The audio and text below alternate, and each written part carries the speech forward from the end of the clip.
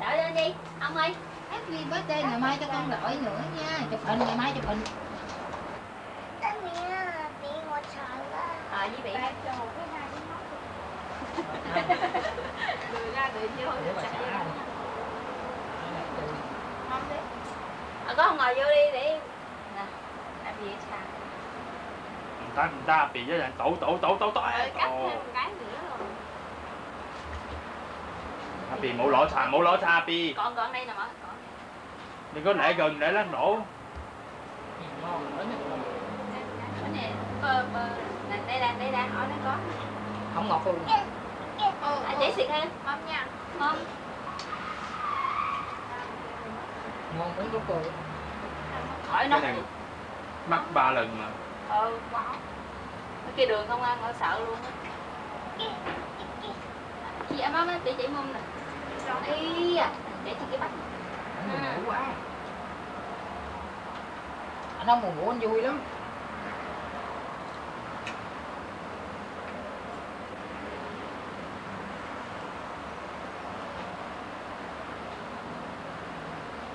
Thế cũng mau hả?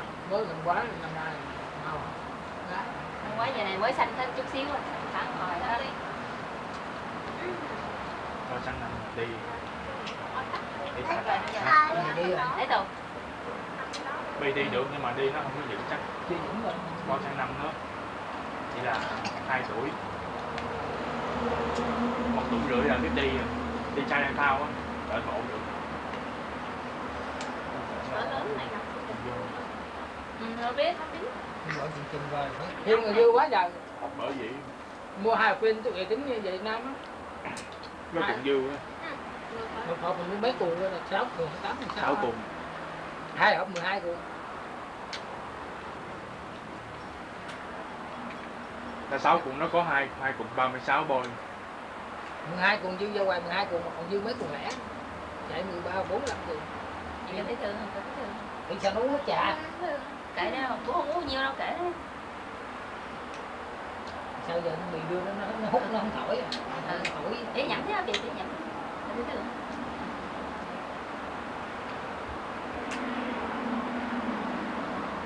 Siêu á, siêu quá đúng không? Thấy không? Đừng có thấy con đến ngu rồi, nó cũng biết rồi. Hút vô đi. Ở tay đưa nó thổi bong bóng lên á.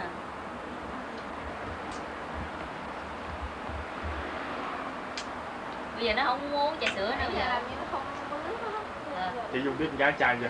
Cái bụng, biết chưa? Chưa có trà sao. 6 tháng à, 8 tháng, 6 tháng. Ngồi thấy cái bụng thì cũng không phải nhọn, chắc con gái mà.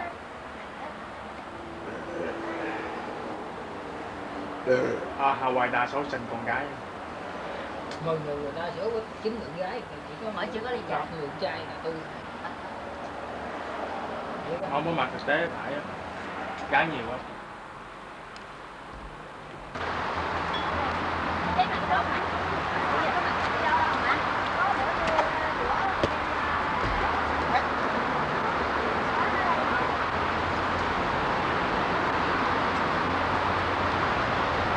Uống bia là uống gì?